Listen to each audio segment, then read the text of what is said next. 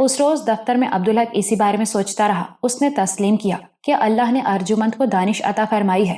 اس نے بڑی خوبصورتی سے اسے ٹال کر سوچنے اور سنبھلنے کا ایک موقع فراہم کیا ہے، اور وہ سوچ رہا تھا، اور فرق بہت بڑا تھا۔ رات کے مہربان پردہ پوش اندھیرے میں اور خلوت اور ارجمند کی قربت میں سوچنا اور بات تھی، اور دن کے اجالے میں اپنے دفتر کی تنہائی میں اور بات۔ اس وقت بھی اپنی تند خواہش کو ایک طرف ہٹا کر غیر جانبداری سے سوچنا آسان نہیں تھا، لیکن رات کو تو شاید یہ ہو ہی نہیں سکتا تھا۔ رات تو وہ خود غرض تھا، مدعی۔ ارجمند اسے ڈرا رہی تھی، اور دن کے اجالے میں اسے دل سے تسلیم کرنا پڑا کہ بجا طور پر ڈرا رہی تھی۔ اگر یہ آزمائش یا اللہ کی ناراضی ہے تو اس جسارت پر سزا بڑھ بھی سکتی ہے۔ دن بھر وہ سوچتا، ڈرتا اور الجھتا رہا، لیکن بالآخر اس نے فیصلہ کر لیا۔ اس نے سوچا کہ خطرے کو کم کیا جا سکتا ہے، اور اسے اس کی ترکیب بھی سوجھ گئی۔ اس سے اس کا دل بھی مطمئن ہو گیا۔ رات کو اس نے ارجمند کو اپنے فیصلے سے آگاہ کیا۔ ارجمند نہ جانے کیوں سہم گئی۔ کیا یہ مناسب ہوگا آغا جی؟ کیوں؟ اس میں قباحت کیا ہے؟ عبدالحق نے پوچھا۔ دن کی روشنی اور رات کے اندھیرے میں بہت فرق ہوتا ہے۔ یہ فرق تو اس روز عبدالحق کی سمجھ میں بھی آ گیا تھا، لیکن اب اس کی کیفیت اس شخص کی سی تھی جس کی ابھی شادی ہوئی ہو اور وہ پہلی بار اپنی بیوی کی صورت دیکھنے والا ہو۔ جسم میں لہو کے ساتھ ہے جان دوڑ رہا تھا۔ اب ایسی روشنی بھی نہیں ہوتی ارجی، اس نے بڑی محبت سے کہا۔ مجھے لگتا ہے کہ یہ کم از کم میرے لیے آسان نہیں ہوگا، مگر تم اس کے فائدے کے بارے میں سوچو۔ میری فجر کی نماز تو محفوظ ہو جائے گی۔ دیکھ لیں، ارجمند کے لہجے میں یقین کی کمی تھی۔ میں نے بہت سوچا ہے اس پر، تم فکر نہ کرو۔ جی بہت بہتر، ارجمند نے کہا، لیکن وہ واضح طور پر فکر مند دکھائی دے رہی تھی۔ میں نے دفتر میں کہہ دیا ہے کہ کل چھٹی کروں گا، عبدالحق نے کہا، اور پھر اضافہ کیا، محض احتیاطاً۔ اس کے لہجے میں اعتماد تھا۔ میں آج اللہ سے بہت دعا کروں گی۔ میں بھی۔ اور کئی راتوں کے بعد وہ پہلی رات تھی کہ وہ دونوں ہی سکون سے سو گئے، لیکن عبدالحق نے دشواریوں کا اندازہ ہی نہیں لگایا تھا۔ آدمی جذبات میں گھرا ہو تو ڈھنگ سے سوچ ہی نہیں سکتا۔ فجر کی نماز کے بعد نور الحق اپنے معمول کے مطابق بیدار ہو گیا۔ میں اسے دودھ پلا کر دادی اماں کے پاس چھوڑ آتی ہوں، ارجمند نے کہا۔ اس کی کیا ضرورت ہے؟ عبدالحق کے لہجے میں ہلکی سی جھنجھلاہٹ تھی۔ اسے رشیدہ یا آبیہ کو دے دو، وہ دودھ پلا دیں گی۔ ارجمند نے ملامت بھری نظروں سے اسے دیکھا۔ آپ جانتے ہیں آغا جی کہ یہ اپنے معمولات کا کتنا پکا ہے۔ اس وقت یہ کسی اور کے ہاتھ سے دودھ پیے گا؟ اس نے کہا۔ اچھا تو جاؤ، مگر جلدی آنا۔ ارجمند چلی گئی، مگر بچے کو دودھ پلاتے ہوئے اسے خیال آیا کہ ہر روز ناشتہ بھی تو وہی بناتی ہے، اب وہ کیا کرے؟ اس نے دیر لگائی تو عبدالحق بہت خفا ہوگا۔ اس کے سوا کوئی چارہ نہیں کہ وہ رشیدہ سے ناشتہ بنانے کو کہے۔ مگر رشیدہ کیا سوچے گی؟ اسے شرم آنے لگی۔ رشیدہ وہی سوچے گی جو اسے سوچنا چاہیے، اور کچھ سوچا ہی نہیں جا سکتا، مگر کوئی اور صورت بھی نہیں۔ نور الحق کو حمیدہ کے پاس چھوڑ کر وہ رشیدہ کی طرف گئی۔ تمہیں ایک زحمت کرنی ہے رشیدہ، اس نے کہا۔ حکم کریں بی بی صاحبہ، آج ناشتہ تم بنا دو، اس نے کہہ تو دیا، مگر ڈری کہ روز کا معمول ٹوٹنے پر رشیدہ نے وجہ پوچھ لی تو کیا اسے جواب میں جھوٹ بولنا پڑے گا؟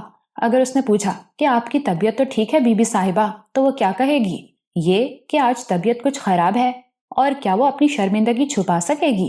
لیکن رشیدہ نے کچھ نہیں پوچھا، بس سادگی سے کہا، ضرور بی بی صاحبہ، ورنہ میں تو کام کرنا ہی بھول جاؤں گی، کبھی کبھی مجھ سے کام لیتی رہا کریں۔ اب مجھے نہیں پتا کہ میں ناشتہ اچھا بھی بنا پاؤں گی یا نہیں۔ ارجمند کے دل پر سے بوجھ ہٹ گیا۔ ایسی کوئی بات نہیں رشیدہ، عورتیں یہ سب کہاں بھولتی ہیں۔ رشیدہ کچن کی طرف چلی گئی اور ارجمند بیڈ روم کی طرف بڑھ گئی۔ اس کا دل عجیب انداز سے دھڑک رہا تھا، پاؤں من بھر کے ہو رہے تھے۔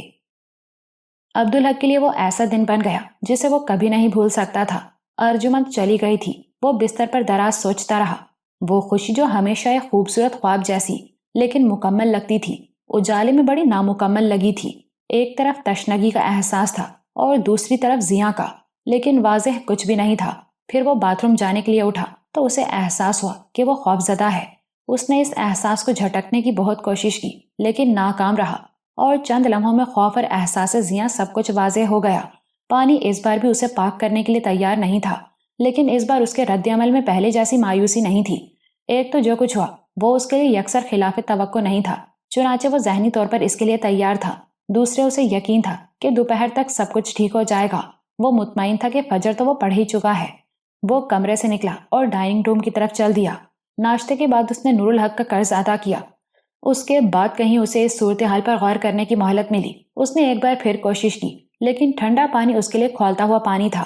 ارجمند کو کچھ پوچھنے کی ضرورت نہیں تھی، سب کچھ تو عبدالحق کے چہرے پر لکھا تھا۔ وہ افسوس کے سوا کیا کر سکتی تھی؟ اس سے بات کرتی تو وہ شرمندہ بھی ہوتا اور اس کا دکھ بھی بڑھ جاتا۔ وہ خاموشی سے کچن کی طرف چلی گئی۔ عبدالحق اخبار بیڈ روم میں لے آیا، مگر اخبار پر نظر پڑتے ہی وہ وحشت زدہ ہو گیا۔ اسے اس بات کا خیال ہی نہیں تھا کہ وہ جمعے کا دن ہے۔ اب کیا ہوگا؟ اس نے تشویش سے سوچا۔ کوئی بات نہیں، 12 ساڑھے 12 بجے تک سب ٹھیک ہو جائے گا۔ دل نے اسے تسلی دی۔ یہ تو جمعے کی نماز ہے، اس نے سوچا، اور اس کے دل کو جیسے کسی نے مٹھی میں جکڑ لیا۔ اسے گھبراہٹ ہو رہی تھی۔ 12 بجے وہ اپنی کوشش میں پھر ناکام ہوا۔ اس کے بعد تو وہ ہر 10-15 منٹ میں باتھ روم کا چکر لگانے لگا۔ ہر ناکامی پر اس کی وحشت میں اضافہ ہو رہا تھا۔ جمعے کا وقت ہو گیا تو اس کا دل ڈوبنے لگا۔ کیا میں جمعے کی نماز سے محروم رہ جاؤں گا؟ یہ تصور ہی اس کے لیے سوہان روح تھا۔ اس نے اپنی دانست میں اپنی تہجد اور فجر کی حفاظت کر کے عقل مندی کی تھی، مگر اب اسے اس کی بہت بڑی سزا مل رہی تھی۔ اور جب جمعے کی نماز کا وقت نکل گیا تو اسے ایسا لگا کہ اس کے جسم سے جان نکل رہی ہے۔ ہاتھ پاؤں ٹھنڈے پڑ گئے، اندر سے اس کا وجود جیسے بالکل خالی ہو گیا۔ اس سے پہلے اس کے جسم کا رواں رواں اللہ سے دعا کر رہا تھا کہ اسے بخش دیا جائے۔ وہ شرمندگی سے نڈھال ہو گیا۔ سب سے بڑی شرمندگی تو اللہ سے تھی۔ پھر اسے یہ فکر ستانے لگی کہ گھر میں سب لوگ سمجھ لیں گے کہ اس نے جمعے کی نماز نہیں پڑھی ہے، حالانکہ ایسی کوئی بات نہیں تھی۔ پھر ارجمند کمرے میں آئی۔ چلیں کھانا کھا لیں، مجھے تو بالکل بھوک نہیں ہے۔ دادی اماں کے خیال سے چلیے، مجھ سے کچھ کھایا ہی نہیں جائے گا، اس نے مظلومیت سے کہا۔ ایسے ہی ہاتھ چلاتے رہیے گا، ارجمند نے کہا، ورنہ دادی اماں آپ کے لیے پریشان ہوں گی۔ وہ ڈائننگ روم میں چلا آیا۔ کھانا اس سے بہرحال نہیں کھایا گیا۔ مشکل سے اس نے 2-4 لقمے لیے۔ ارجمند نے بڑی عقل مندی سے اس کا پردہ رکھ لیا۔ اس نے حمیدہ کو باتوں میں لگائے رکھا، یوں حمیدہ کو پتہ بھی نہ چلا کہ اس نے کھانا نہیں کھایا ہے۔ اس کے بعد پھر وہ تھا اور باتھ روم اور مسلسل ناکامی۔ ارجمند نے ٹھیک ہی کہا تھا، سزا میں اضافہ ہو گیا تھا۔ وہ اثر سے بھی محروم ہو گیا، اور جب مغرب بھی نکل گئی تو اسے ایسا لگا کہ اسے کچھ ہو جائے گا، اور وہ اس میں خوش نہیں تھا۔ اس طرح جینا اسے قبول نہیں تھا، اس سے تو موت ہی بہتر تھی۔ ارجمند بھی پورے دن پریشان رہی۔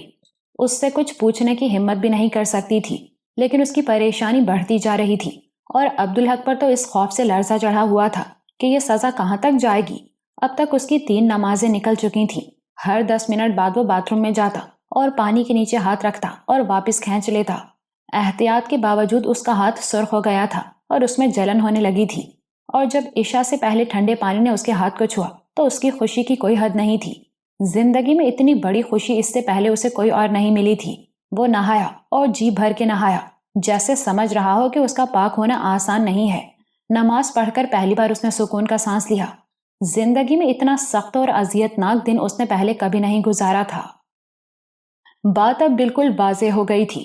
عبدالحق کے لیے یہ بات تشویشناک تھی کہ اس پر ہر رد عمل کے نتیجے میں اس کی شخصیت 2 حصوں میں تقسیم ہو گئی تھی، اور دونوں کا ہدف ارجمند ہی تھی۔ سب سے پہلے تو اس کے اندر ارجمند کے لیے بہت شدید جھنجھلاہٹ ابھری، جو دیکھتے ہی دیکھتے ناپسندیدگی تک جا پہنچی۔ اس نے اس پر خود سے بہت بحث کی، لیکن جو کچھ بھی ہوا اس کے نزدیک اس کا سبب ارجمند ہی تھی۔ لیکن سوچنے کے بعد وہ خود پر بھی جھنجھلایا۔ وہ کیوں اس کے معاملے میں اتنا بے بس ہو گیا؟ کیوں اس کی خواہش ایسی بے لگام ہو جاتی ہے؟ کیا وہ اپنے نفس سے لڑنے کی اہلیت ہی کھو بیٹھا ہے؟ بات پھر پلٹ کر وہیں آتی تھی۔ وہ صرف ارجمند ہی کے معاملے میں تو بے بس تھا، مگر اللہ نے عبدالحق کو بڑی خوبیوں میں یہ ایک بہت بڑی خوبی بھی عطا فرمائی تھی کہ وہ ہر معاملے میں اپنا محاسبہ ضرور کرتا تھا۔ اس معاملے میں بھی اس نے یہی کیا۔ اسے دل میں یہ اعتراف کرنا پڑا کہ یہ اس کے لیے نئی بات نہیں۔ نوربانوں کے معاملے میں بھی وہ ایسا ہی تھا، بلکہ شاید اس سے بھی زیادہ۔ اس عرصے میں بھی وہ فجر سے محروم ہوتا رہا تھا، جبکہ غسل کے معاملے میں وہ اس وقت جیسی صورتحال سے 2-4 بھی نہیں تھا۔ اس سے نماز کی محرومی پر تعصب ضرور ہوتا تھا، لیکن اگلے روز پھر وہی ہوتا تھا۔ اس اعتبار سے وہ یہ کہہ سکتا تھا کہ اب اس پر اللہ کی رحمت پہلے سے زیادہ ہے۔ اس کی شخصیت کو ارتقاء سے گزارا گیا ہے۔ اب اس کا ضمیر پہلے کے مقابلے میں زیادہ توانا ہے۔ اب تو وہ نماز سے محرومی پر تڑپ جاتا ہے۔ اس نے اس فرق کو بھی ٹٹولا۔ اس کے لیے اسے ارجمند اور مرحومہ نوربانو کا موازنہ بھی کرنا پڑا۔ نوربانو اب اس دنیا میں نہیں تھی، اور عبدالحق اس کے طرز عمل پر ناقدانہ نظر نہیں ڈالنا چاہتا تھا، لیکن اس خیال نے کہ وہ ممکنہ طور پر ارجمند کے ساتھ بے انصافی کا مرتکب ہو رہا ہے، جبکہ اللہ بے انصافی کو بہت ناپسند فرماتا ہے، اسے اس موازنے پر مجبور کر دیا۔ موازنے پر ابتدائی میں ایک فرق تو واضح ہو گیا۔ نور بانو میں جو وہ کشش محسوس کرتا تھا، نور بانو اس سے پوری طرح فائدہ اٹھاتی تھی، بلکہ وہ اسے اور اکساتی اور بھڑکاتی تھی۔ اس نے خود تو قرآن پڑھنا بھی چھوڑ دیا تھا اور نماز بھی ترک کر دی تھی۔ اب وہ یہ الزام تو اس پر نہیں لگا سکتا تھا کہ وہ دانستہ اسے نماز سے دور کرتی تھی، یہ تو زیادتی ہوتی۔ وہ کوئی بچہ تو نہیں تھا، اللہ کے سامنے اپنی جواب دہی تو اسے ہی کرنی تھی۔ دوسری جانب ارجمند کے لیے تو اب وہ اس طرح پاگل ہوا تھا جیسے نور بانو کے لیے تھا، اور یہ بھی شاید اللہ کی طرف سے اس کی آزمائش تھی، کیونکہ یہ تو وہ شروع سے ہی جانتا تھا کہ ارجمند نہایت حسین اور پرکشش ہے، لیکن وہ کشش اس کے لیے کبھی آزمائش نہیں بنی تھی۔ اور جب ایسا ہوا تو ارجمند کا رد عمل نور بانو کے برعکس تھا۔ ارجمند نے اکسانا بڑھانا تو دور کی بات، الٹا اسے روکنے کی کوشش کی تھی، اور وہ نہ صرف اپنی نماز کی حفاظت کرتی تھی بلکہ اس کی نماز کی حفاظت کی بھی آخری حد تک کوشش کرتی تھی۔ وہ اس کی قرآن فہمی کی کوشش میں بھی اس کی رفیق تھی۔ ایک فرق اور تھا، نور بانو ہمیشہ پہل کرتی تھی، اس کی طرف لپکتی تھی، وہ بے وقت بھی اسے مجبور کر دیتی تھی۔ اس کے برعکس ارجمند میں اتنی حیا تھی کہ اس نے ایک بار کے علاوہ کبھی پہل نہیں کی، اور اس موقع پر بھی اس نے اسے جھڑک دیا تھا اور محروم رکھا تھا۔ ارجمند نہایت صابر تھی، اس نے کبھی اپنی خواہش اور ضرورت کو اس پر ظاہر نہیں ہونے دیا تھا۔ اس ایک موقع کے سوا وہ کبھی نہیں کہہ سکتا تھا کہ ارجمند نے کبھی اشارے اور کنائے میں بھی اس کا اظہار کیا ہو، اور اسے یاد نہیں تھا کہ کبھی وہ نور بانو پر جھنجھلایا ہو۔ اس نے ہمیشہ نور بانو کی دلجوئی کی، کبھی اسے رد نہیں کیا، مایوس نہیں کیا، اس لیے کہ وہ اس سے محبت کرتا تھا۔ محبت تو اسے ارجمند سے بھی تھی، اور وہ تھی بھی محبت کے قابل، لیکن اس کی پہلی پیش قدمی پر ہی اس نے سخت رد عمل ظاہر کیا، اسے مایوس کیا، جو یقیناً اس طرح نہیں تھی۔ گویا دونوں محبتوں میں بہت فرق تھا، اور اب وہ اس پر جھنجھلا رہا تھا، اسے مورد الزام ٹھہرا رہا تھا۔ یہ تو صریحاً بے انصافی تھی، اس میں ارجمند کا تو کوئی قصور تھا ہی نہیں۔ اب اس کی سمجھ میں آیا، ارجمند اور نور بانو میں ایک ہی قدر مشترک تھی، دونوں دنیا کے ہر رشتے اور ہر تعلق سے محروم ہونے کے بعد اسے ملی تھی۔ اس کے علاوہ دونوں بالکل مختلف، بالکل برعکس تھیں۔ نور بانو کی فطرت قابضانہ تھی، وہ اسے اپنا اسیر بنا کر رکھنا چاہتی تھی، جبکہ ارجمند خود اس کی اسیر رہنا چاہتی تھی۔ وہ اس کی مطیع تھی اور اسے آزاد دیکھنا چاہتی تھی۔ نور بانو میں خود غرضی اور حسد تھا، اور ارجمند میں ایثار اور محبت۔ نور بانو سب کچھ پا کر اللہ سے اور قرآن سے دور ہو گئی تھی، اس کا بس چلتا تو وہ اسے بھی دور کر دیتی، جبکہ ارجمند اسے پا کر اور مستحکم ہو گئی تھی۔ وہ قرآن کی محبت اور قرآن فہمی کی کوشش میں اس کی شریک تھی، بلکہ بہت کچھ اس نے اس کے ذریعے سمجھا تھا۔ اس کی سمجھ میں ایک نقطہ آ گیا، نااہل کو عزت دینے میں تو اللہ کے ہاں کوئی حرج نہیں، لیکن اہل کو عزت نہ دینا بری بات ہے، اور یہی اس نے کہا تھا، اور شاید موجودہ صورتحال اسی کی سزا تھی۔ ایک اور بات اس کی سمجھ میں آئی، نور بانو کے معاملے میں وہ بہت شکر گزار تھا، اس نے بغیر دیکھے اس سے محبت کی تھی، اور اسے پانے کا کوئی امکان بھی نہیں تھا، لیکن اللہ نے کرم فرمایا تھا اور وہ اسے مل گئی تھی۔ وہ اس پر شکر ادا کرتا تھا، اور اس پر بھی کہ اسے دیکھنے کے بعد اس کی محبت کم نہیں ہوئی تھی بلکہ اور بڑھ گئی تھی۔ حالانکہ وہ خوبصورت نہیں تھی، لیکن اللہ نے اسے اس کے لیے پرکشش بنا دیا تھا، وہ اسے دنیا کی حسین ترین عورت لگتی تھی۔ یہ محض اللہ کا کرم تھا، مگر اب وہ سمجھ سکتا تھا کہ ارجمند کے معاملے میں اس نے بہت ناشکراپن کیا۔ وہ کم عمر تھی، نہایت حسین و جمیل تھی، باطنی اعتبار سے بھی وہ بہت خوبصورت تھی، اور اس سے محبت بھی کرتی تھی۔ وہ جانتا تھا کہ وہ اس سے محبت کرتی ہے، اور وہ محبت غیر معمولی تھی۔ ایسی محبت تو بس اللہ ہی کسی کو عطا کرتا ہے، اور اسے اس کی محبت کی نہ پرواہ تھی نہ ضرورت۔ اس نے اس کے بارے میں کبھی اس انداز سے سوچا بھی نہیں تھا، اس نے تو کبھی دوسری شادی کے بارے میں بھی نہیں سوچا تھا، مگر نور بانو نے خود ارجمند سے اس کی شادی کرا دی۔ یہ تو اللہ ہی کی طرف سے تھا، اسے تو معجزہ ہی کہا جا سکتا تھا، مگر اس نے اس بات کو کوئی اہمیت نہیں دی، بلکہ اس نے تو ارجمند کو بھی اہمیت نہیں دی۔ ارجمند کے خداداد حسن پر اللہ کا شکر ادا کرنا تو دور کی بات، اس نے تو کبھی اسے سراہا بھی نہیں۔ ناشکرا پن تو یہ تھا ہی، مگر کیا یہ غرور بھی تھا؟ ایک حسن پرست آدمی حسن کو نہ سراہے تو یہ غیر معمولی بات ہوتی ہے، پھر وہ تو اسے نظر انداز کرتا رہا، اس نے تو کبھی ڈھنگ سے اس کا حق بھی ادا نہیں کیا، اسے ایک طرح سے نور بانو کی کنیز بنا کر رکھ دیا، بہت زیادتی کی اس کے ساتھ۔ شاید وہ غرور بھی تھا اور ناشکرا پن بھی۔ سمجھ میں آنے لگا کہ یہ سب کیا ہے، بندہ ناشکرا پن کرے تو نعمتیں اس سے چھن جاتی ہیں، اس نے تو نعمت کو نعمت ہی نہیں سمجھا۔ نہ جانے کتنی بار اس نے ارجمند کی دل آزاری کی ہوگی، وہ تو صابر ہے، شکایت کرنے والی ہے ہی نہیں، اور ایسے لوگوں کا اللہ خود خیال رکھتا ہے۔ تو یہی ہوا اس کے ساتھ۔ ارجمند کے معاملے میں اس کی نظروں کو شعور دے دیا گیا۔ خوبصورت تو وہ ہے ہی، اب ہوا یہ کہ وہ اسے خوبصورت نظر آنے لگی، اور جب ایسا ہوگا تو وجود میں نفسانی خواہشیں مچلیں گی، اور ایسے میں اللہ نے سزا سنا دی کہ وہ اس کا حقدار ہونے کے باوجود اسے حاصل نہیں کر سکتا۔ ہاں، چاہے تو نماز سے محرومی کے ساتھ اسے حاصل کر لے۔ یہ بات بالکل صاف اور واضح تھی۔ وہ اسے سزا سمجھتا تھا، اور ارجمند آزمائش۔ یہاں پھر ایک شکر کا مقام اس کی سمجھ میں آ گیا۔ جس طرح سے ارجمند کے لیے اس کا دل مچلتا تھا، اس میں اس کے لیے یہ بہت آسان ہوتا کہ وہ اللہ سے، نماز سے دور ہو جاتا اور سامنے کی نعمت حاصل کر لیتا۔ اپنی کیفیت تو اس پر آیا تھی، یہ صرف اللہ کی رحمت تھی جس نے اسے بچا لیا۔ سچ ہے کہ بندے کے پاس جو کچھ بھی اچھا ہے، جس نوع کا بھی ہے، اس کے وجود میں، رنگ و روپ میں ہو، اس کے اعضاء میں اور اس کی کارکردگی میں ہو، اس کی شخصیت، اس کی عادات و اطوار، اخلاق، گفتار، کردار میں ہو، اس کی ازواج، اولاد، اموال، املاک یا تصرفات میں ہو، وہ صرف اور صرف اللہ کی عطا اور اس کے فضل و کرم سے ہے۔ بے شک اے اللہ، وہ بڑبڑایا، میرے پاس میرا اپنا، میرے نفس کی دی ہوئی برائیوں، خطاؤں، لغزشوں اور گناہوں اور میری بدعمالیوں کے سوا کچھ بھی نہیں ہے۔ لیکن یہ سب کچھ اسٹڈی کی تنہائی میں بہت آسان تھا اور عملی زندگی میں بہت مشکل۔ آدمی پہلے اپنی سوچوں اور اپنے نظریات میں مستحکم ہوتا ہے، پھر جب اللہ کی رحمت سے وہ اس کی زندگی میں نافذ ہو جائیں تب کہیں فلاح پاتا ہے۔ بیڈ روم میں اس کا نفس سرکشی پر آمادہ ہو جاتا، دیر تک وہ سو نہ پاتا، اور اب تو ارجمند بھی جاگ رہی ہوتی تھی۔ یہ الگ بات کہ اسے اس کا علم نہیں تھا۔ ایک رات وہ بار بار اس کی طرف ہاتھ بڑھا کر واپس کھینچ رہا تھا کہ ارجمند اٹھ کر بیٹھ گئی۔ آغا جی، میں آپ کے لیے کیا کروں؟ مجھے بتائیں، میں آپ کے لیے کیا کر سکتی ہوں؟ اس نے تڑپ کر کہا۔ اس کی سچائی نے عبدالحق کے دل کو چھو لیا۔ کتنی فکر کرتی ہے وہ اس کی۔ تم بس دعا کرو میرے لیے، وہ تو ہر وقت کرتی ہوں۔ آپ کیا سمجھتے ہیں کہ آپ پریشانی میں ہوں اور میں آپ کے لیے دعا نہیں کروں گی؟ اس کے لہجے میں ہلکی سی شکایت تھی۔ میرا یہ مطلب نہیں تھا، عبدالحق نے جلدی سے کہا۔ بات یہ ہے کہ اس صورتحال میں کوئی بھی میرے لیے دعا کے سوا کچھ نہیں کر سکتا۔ میں ہر وقت سوچتی رہتی ہوں کہ کچھ تو کیا جا سکتا ہے۔ کچھ سمجھ میں بھی آیا؟ جی، عجیب عجیب خیالات آتے ہیں، ارجمند نے کہا۔ سوچتی ہوں کسی طرح سے خود کو بدصورت بنا لوں۔ کبھی خیال آتا ہے کہ خاموشی سے یہاں سے دور کہیں چلی جاؤں۔ عبدالحق اٹھ کر بیٹھ گیا۔ کیسی احمقانہ بات ہے، اس نے غصے سے کہا۔ دیکھے نا، میری خوبصورتی ہی تو آپ کی دشمن بن گئی ہے۔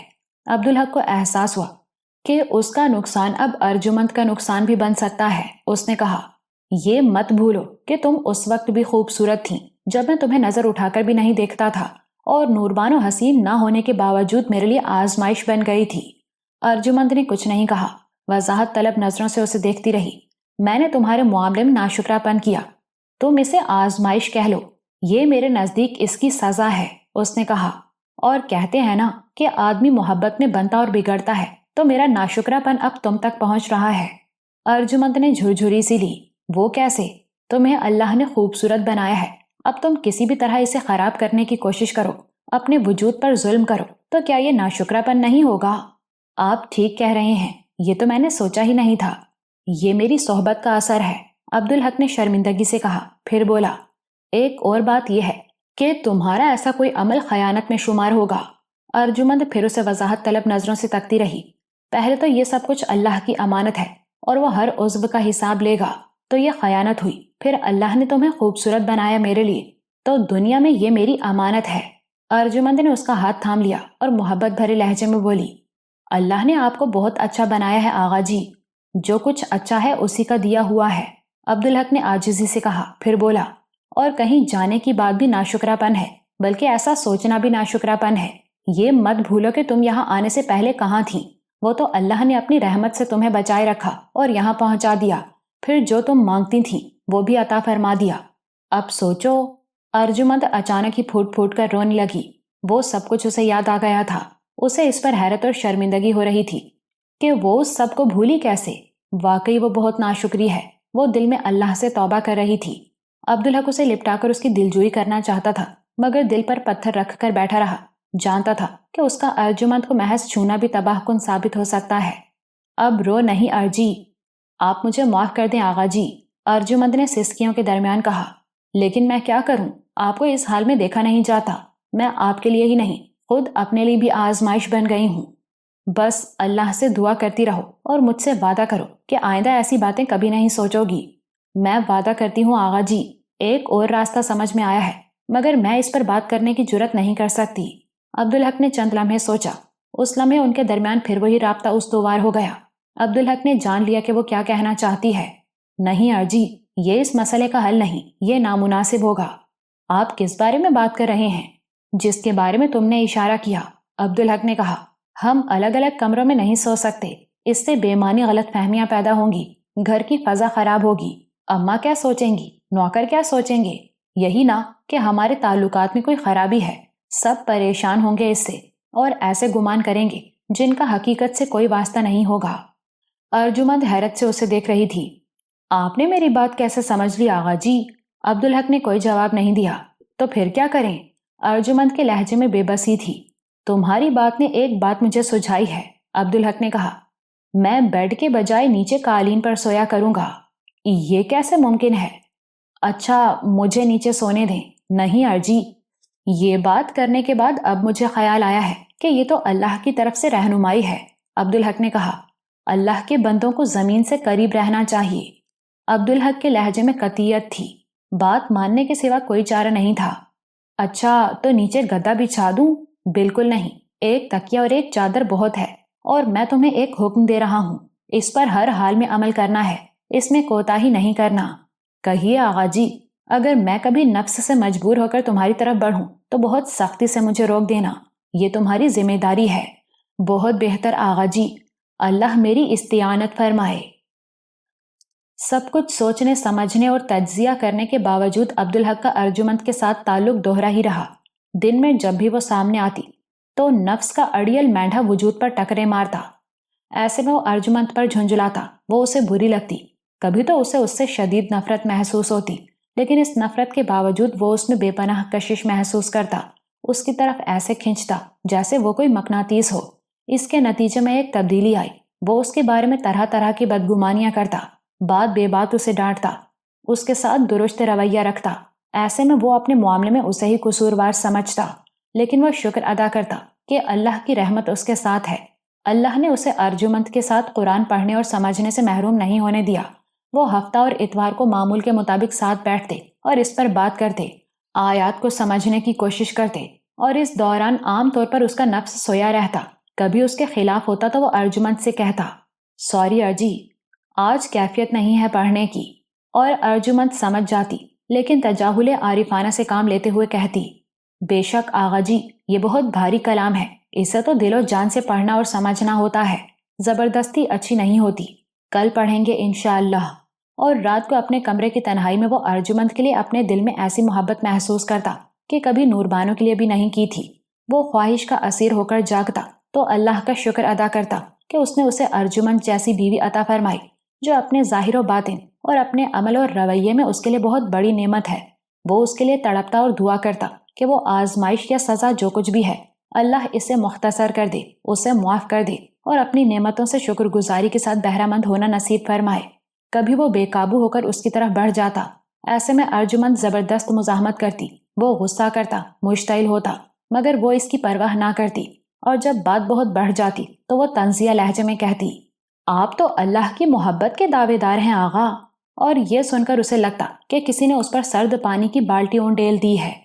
وہ پہلے شرمندہ ہوتا، پھر جھنجھلاتا، پھر اپنے دل میں ارجمند کی نفرت لیے خاموشی سے پسپا ہو جاتا۔ صبح ارجمند شرمندہ ہوتی، اس سے نظریں چراتی، تب اسے اس پر شدت سے پیار آتا۔ اس پیار میں نفس کا کوئی دخل نہ ہوتا۔ وہ بڑی محبت سے ارجمند کا ہاتھ تھام کر کہتا، میری طرف دیکھو ارجمند، اور ارجمند شرمندگی سے کہتی، میں آپ سے نظریں نہیں ملا سکتی، شرمندہ ہوتی ہوں اپنی بدتمیزی اور گستاخی پر، حالانکہ وہ مجھ پر تمہارا احسان ہوتا ہے، تم بہت اچھی ہو ارجی، یہ میرے لیے بہت بڑی آزمائش ہے آغا جی۔ یہ کہتے ہوئے ارجمند کی آنکھیں ڈبڈبا جاتی۔ اللہ تمہیں اس کی جزائے عظیم عطا فرمائے گا انشاءاللہ، تم تو میرا دفاعی حصار ہو، میری طاقت ہو۔ اور 1 گھنٹے بعد وہ پھر اس پر جھنجھلا رہا ہوتا، اس سے نفرت کر رہا ہوتا۔ ایک بہت بڑا نقصان ہوا تھا اس کا، اس کی انفرادی عبادتیں خشوع و خضوع اور حضوری سے محروم ہو گئی تھیں۔ وہ نماز میں ہوتا یا ذکر میں، ارجمند کا سراپا اس کے وجود میں فتنے جگاتا، اسے ارتکاز سے محروم کر دیتا۔ وہ پاکی کے احساس سے بھی محروم ہو جاتا۔ لگتا وہ ناپاکی کے حال میں اللہ کے روبرو ہے۔ ہر روز وہ سوچتا شاید یہ اس کی سزا کا آخری دن ہے۔ ہر رات وہ اس کے لیے دعا کرتا۔ اگر اسے معلوم ہوتا کہ یہ سزا، یہ آزمائش برسوں کے لیے ہے تو نہ جانے اس کا کیا حال ہوتا۔ شاید وہ ہار ہی جاتا۔ اللہ کریم نے رحمت فرمائی کہ اپنے بندوں کو اس سے بے خبر رکھا ہے۔ وہ صبح کسی بھی اعتبار سے دوسری صبحوں سے مختلف نہیں تھی، بس ایک فرق تھا۔ دفتر کے لیے گھر سے نکلتے ہوئے عبدالحق نے ارجمند سے کہا تھا، آج دفتر کھانا نہ بھیجنا۔ ارجمند نے چونک کر اسے دیکھا۔ کیوں آغا جی؟ دوپہر کا کھانا میں گھر آ کر ہی کھاؤں گا۔ کوئی خاص بات؟ نہیں، کوئی خاص بات نہیں۔ اسی وقت 6 سالہ نور الحق اپنا اسکول کا بیگ لٹکائے ہوئے چلا آیا۔ چلیں بابا جان، اس نے کہا۔ عبدالحق نے اس کی انگلی تھام لی۔ دادی کو سلام کر لیا بیٹے؟ جی بابا جان، ان سے اجازت بھی لے لی۔ شاباش، بہت اچھے بیٹے ہو، آؤ چلیں۔ وہ دونوں چلے گئے۔ جانے سے پہلے ہر روز کی طرح نور الحق نے اس سے پیشانی پر پیار کروایا اور اسے سلام کیا تھا۔ الحمدللہ، اللہ کا فضل ہے، کتنا پیارا بیٹا عطا فرمایا ہے اس نے۔ ارجمند نے روز کی طرح زیر لب اللہ کا شکر ادا کیا۔ عبدالحق کے انداز میں تو کوئی غیر معمولی بات نہیں تھی، لیکن یہ پہلا موقع تھا کہ دفتر جاتے ہوئے اس نے دوپہر کا کھانا گھر آ کر کھانے کو کہا تھا۔ ارجمند بے چین سی ہو گئی۔ اسے احساس ہو رہا تھا کہ کوئی غیر معمولی بات ہے۔ کچھ دیر وہ ڈرائنگ روم میں بیٹھ کر سوچتی اور الجھتی رہی۔ بہت غور کرنے پر بھی اس کی سمجھ میں نہیں آیا کہ وہ پریشان کیوں ہے۔ اسے تو خوش ہونا چاہیے کہ آج وہ سب کھانے پر ساتھ ہوں گے۔ اس نے فیصلہ کیا کہ آج کھانے پر خصوصی اہتمام کیا جائے۔ نوریز آ جائے تو اس سے سودا منگوائے گی۔ اس نے کاغذ قلم سنبھالا اور سودے کی فہرست بنانے لگی، لیکن نہ جانے کیوں اس کا دماغ اڑا سا تھا۔ وہاں سے وہ اٹھی اور ڈائننگ روم میں چلی آئی۔ عبدالحق کے جانے کے بعد وہ اخبار پڑھتی تھی۔ وہیں کرسی پر بیٹھ کر اس نے اخبار اٹھایا۔ اس سرخی نے فوراً ہی اس کی توجہ اپنی طرف کھینچ لی۔ 1300 بدعنوان اعلیٰ سرکاری افسران برطرف کر دیے گئے۔ اس کے نزدیک وہ کوئی بڑی خبر نہیں تھی۔ ابھی 2-2.5 سال پہلے اسی طرح 303 سرکاری افسران بدعنوانی کے الزام کے تحت برطرف کیے گئے تھے۔ عبدالحق نے اس پر تبصرہ کرتے ہوئے کہا تھا کہ یہ انداز مناسب نہیں۔ برطرف کیے جانے والوں کو نہ کوئی چارج شیٹ دی گئی اور نہ ہی انہیں صفائی کا موقع دیا گیا، اور اب ایک دم 1300۔ ارجمند ان معاملات کو زیادہ سمجھتی نہیں تھی، لیکن اتنا تو اس کی سمجھ میں بھی آ گیا کہ یہ ایک بہت بڑا اور تباہ کن انقلاب ہے۔ یہ طے تھا کہ ان میں بڑے بڑے اہل اور لائق و فائق لوگ ہوں گے، اور ان کی کمی سے ایک بہت بڑا خلا پیدا ہوگا جسے نچلے افسران کی ترقی سے پر کرنے کی کوشش کی جائے گی، اور اس کے نتیجے میں بیوروکریسی نااہلی کا شکار ہوگی۔ اس کے مورال میں بھی منفی فرق پڑے گا اور کارکردگی میں بھی، اور خوشامد کے کلچر کو فروغ حاصل ہوگا۔ سرکاری افسران کو یہ پیغام پہنچا دیا گیا ہے کہ اب ان کا مفاد صرف اور صرف حکومت کو خوش کرنے میں ہے۔ یہ سب سوچتے ہوئے اس کو اچانک ایک بہت بڑا ذہنی جھٹکا لگا۔ اخبار میں خبر کے نیچے کچھ تصویریں بھی تھیں اور ان میں عبدالحق کی تصویر بھی تھی۔ وہ عبدالحق کی تصویر کو دیکھتی رہی۔ اس کی سمجھ میں نہیں آ رہا تھا کہ عبدالحق کی تصویر کیوں چھپی ہے۔ تصویر کے نیچے لکھا تھا عبدالحق کلیکٹر آف کسٹمز، اور جب اس کی سمجھ میں آیا تو وہ صدمے سے شل ہو کر رہ گئی۔ وہاں اور تصویریں بھی تھیں، اور وہ سب بدعنوان سرکاری افسروں کی تھیں جنہیں برطرف کیا گیا تھا۔ تصویریں صرف ان بہت بڑے افسروں کی دی گئی تھیں جو بہت اہم عہدوں پر تھے۔ اخبار اس کے ہاتھ سے چھوٹ گیا۔ اس کے ذہن میں بس ایک ہی تکرار تھی، عبدالحق اور بدعنوان۔ جانے کب تک وہ ایسے بیٹھی رہی، پھر رشیدہ کی آواز نے اسے چونکا دیا۔ کیا ہوا بی بی صاحبہ، خیریت تو ہے؟ اس کے لہجے میں تشویش تھی۔ سب ٹھیک ہے، تم مجھے پانی پلا دو۔ رشیدہ نے اسے پانی لا کر دیا۔ سنو، نوریز جیسے ہی آئے اسے میرے پاس بھیجنا۔ بہت بہتر بی بی صاحبہ۔ وہ اٹھ کر بیڈ روم میں چلی گئی۔ وہاں تنہائی میں بیٹھ کر وہ اس بارے میں سکون سے سوچنا چاہتی تھی۔ عبدالحق کے لیے تو یہ بہت بڑا صدمہ ہوگا، قوم کی خدمت کے لیے اتنے برس، اور اس کا صلہ بددیانتی اور بدعنوانی کا داغ۔ ایک اور آزمائش، وہ تو اور زخمی ہو جائے گا۔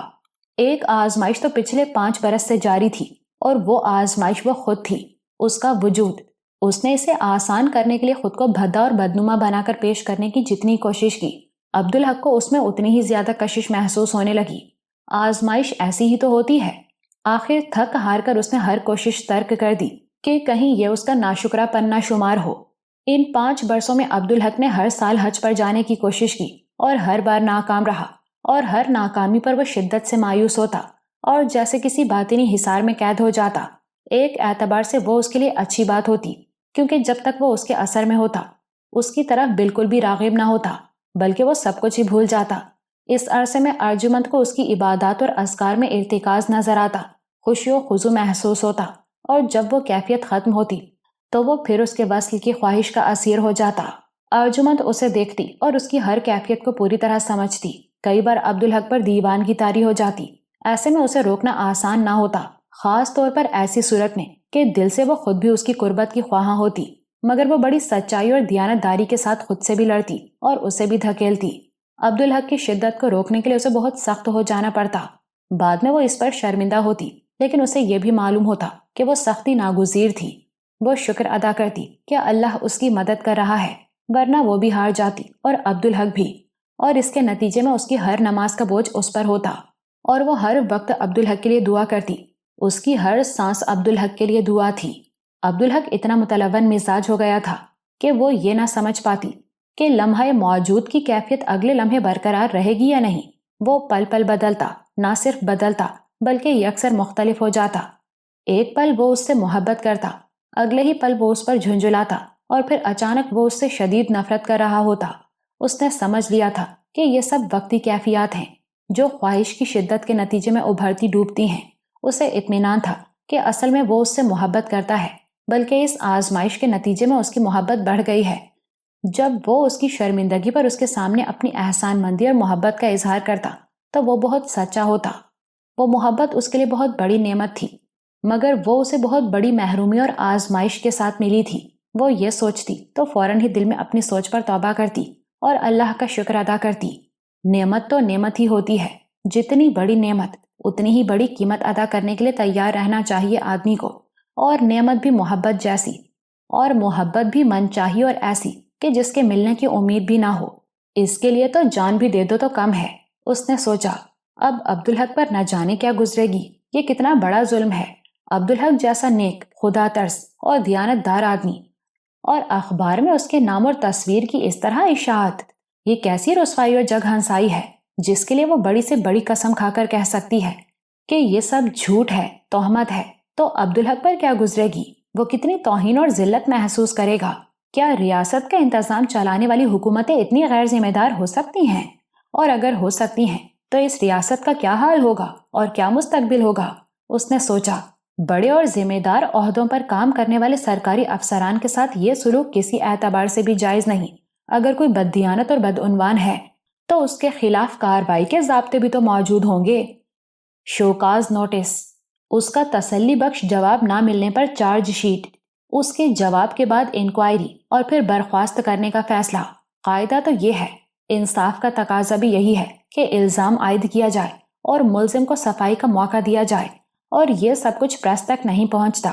یہ تو محکمہ جاتی کارروائی ہوتی ہے، اس کی خبریں نہیں چھپتی۔ معزز سرکاری ملازمین کی تصویریں اشتہاری مجرموں کی طرح اخبار میں شائع نہیں کی جاتی، لیکن یہاں تو 1 نہ 2، 5 نہ 10، پورے 1300 اعلی سرکاری ملازمین کو الزام لگائے بغیر مجرم قرار دے کر بیک جنبش قلم فارغ کر دیا گیا۔ انہیں اخبار کے ذریعے مطلع کیا گیا، انہیں رسوا کیا گیا، ان کی تذلیل کی گئی، الزام لگائے اور ثابت کیے بغیر ان کے مجرم ہونے کی تشہیر کی گئی۔ ایسا تو دنیا میں کہیں بھی نہیں ہوتا، جبکہ یہ تو اسلامی جمہوریہ پاکستان ہے، اور اسلام تو عدل انصاف کا درس دیتا ہے۔ ملزم کو صفائی کا پورا موقع دیا جاتا ہے، اور الزام ثابت نہ ہونے تک کسی کو مجرم نہیں ٹھہرایا جاتا۔ کیا کسی فرد واحد کو یہ حق حاصل ہے؟ کیا کسی فرد واحد کو اتنے اختیارات حاصل ہو سکتے ہیں؟ ایسا تو آج تک کسی آمر نے بھی نہیں کیا۔ وہ اگر کسی کے خلاف نفرت یا بغض رکھتا ہے تو بھی محکمہ جاتی کارروائی بڑی خاموشی کے ساتھ کی جاتی ہے، الزام ثابت ہوئے بغیر برطرف کر دیا جاتا ہے، لیکن اس کی تشہیر نہیں کی جاتی۔ سوال یہ ہے کہ ایسا کیوں ہوا، اور اتنے بڑے پیمانے پر کیوں ہوا؟ بہت غور کرنے پر اس کی سمجھ میں یہی آیا کہ یہ کارروائی کسی بڑے ایجنڈے پر آسانی سے کام کرنے کے لیے کی گئی ہے۔ مستقبل کے باقاعدہ حکمرانوں کو اپنی بے پناہ طاقت کا اظہار مقصود ہے۔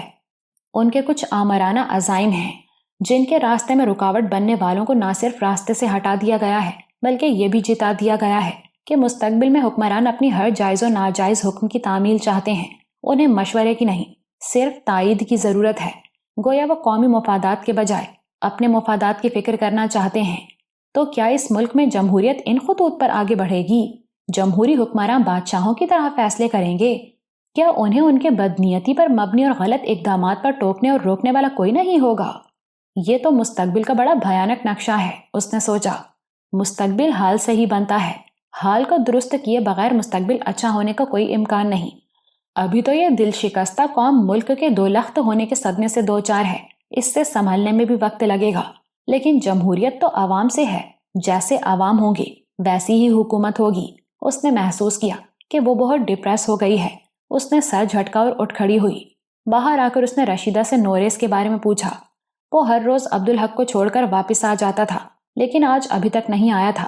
اس کا مطلب تھا کہ وہ عبدالحق کو ساتھ لے کر ہی آئے گا۔ عبدالحق اپنے دفتر کے بیرونی کمرے میں داخل ہوا اور عادت کے مطابق بلند آواز میں السلام علیکم کہا۔ ہمیشہ کی طرح کسی نے آہستہ سے اور کسی نے بلند آواز میں سلام کا جواب دیا۔ وہ سب شرمندہ ہوتے تھے کہ وہ انہیں سلام میں پہل کرنے کا موقع کبھی نہیں دیتا، اور ہمیشہ کی طرح وہ سب اس کے احترام میں کھڑے ہو گئے۔ میں ہمیشہ کہتا ہوں کہ اس کی ضرورت نہیں، عبدالحق نے مسکراتے ہوئے کہا، لیکن آج تو بالکل بھی نہیں ہے۔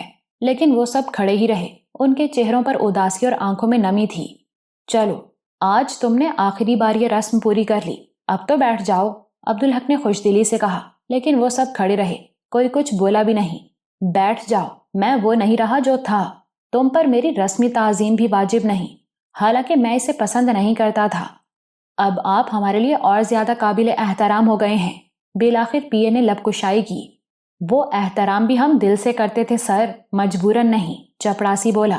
اب یہ بتاؤ کہ میرے لیے کیا حکم ہے؟ عبدالحق نے کہا۔ کیوں شرمندہ کرتے ہیں سر؟ پی اے نے کہا، اور چپڑاسی تو باقاعدہ رونے لگا۔ بھائی میرے لیے کوئی حکم تو آیا ہوگا اوپر سے، میں اس کے بارے میں پوچھ رہا ہوں۔ آپ اجازت دیں تو مجھے واش روم جانا ہے سر، پی اے نے اس کی بات کا جواب دینے کے بجائے کہا۔ اب تمہیں میری اجازت کی ضرورت نہیں ہے شمیم، اور پی اے تیزی سے کمرے سے نکل گیا۔ عبدالحق اپنے اسٹینو کی طرف متوجہ ہوا۔ میں جاننا چاہتا ہوں کہ میرے سلسلے میں کیا احکامات آئے ہیں؟ مجھے تو کچھ بھی معلوم نہیں سر، اسٹینو نے معصومیت سے کہا۔ میں اپنے کمرے میں جا سکتا ہوں؟ عبدالحق چپڑاسی کی طرف متوجہ ہوا، جو اب اپنے آنسو پہنچ رہا تھا۔ آپ کو کون روک سکتا ہے سر؟ چپڑاسی نے کہا اور آگے بڑھ کر اس کے لیے دروازہ کھولا۔ عبدالحق اندر داخل ہوا۔ چپڑاسی دروازہ بند کرنے لگا تو عبدالحق نے اسے روک دیا۔ اس کی ضرورت نہیں، میں یہاں بس ایک کام کے لیے آیا ہوں، وہ کر کے رخصت ہو جاؤں گا، اور میں نہیں چاہتا کہ مجھ پر چوری کا الزام بھی لگے یا تم لوگوں پر کوئی عتاب آئے۔ یہ سن کر چپڑاسی پھر رونے لگا۔ عبدالحق نے سائیڈ ریک پر رکھی اپنی جائے نماز اٹھائی اور مخصوص جگہ پر اسے بچھا کر شکر کے 2 نفل کی نیت کر کے نماز پڑھنے لگا۔ نماز کے بعد اس نے اللہ کا شکر ادا کیا کہ اس نے عزت اور عافیت کے ساتھ اس بھاری بوجھ سے چھٹکارا عطا فرمایا۔ نماز پڑھ کر اس نے جائے نماز دوبارہ وہیں رکھ دی اور کمرے سے نکل آیا۔ اب میں اجازت چاہتا ہوں۔ اس نے سب سے پہلے مصافحے کے لیے چپڑاسی کی طرف ہاتھ بڑھایا۔ سر، ایسے تو ہم آپ کو نہیں جانے دیں گے، پی اے نے کہا۔ کیا مطلب؟ ہمارے ساتھ چائے پیئیں گے آپ؟ سرکاری چائے پر میرا حق نہیں رہا، یہ ہماری طرف سے ہوگی، کیفے سے منگوائیں گے سر۔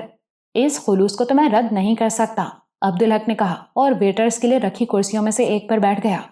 چپڑاسی چائے لینے کے لیے چلا گیا۔ عبدالحق خود کو بہت ہلکا پھلکا محسوس کر رہا تھا۔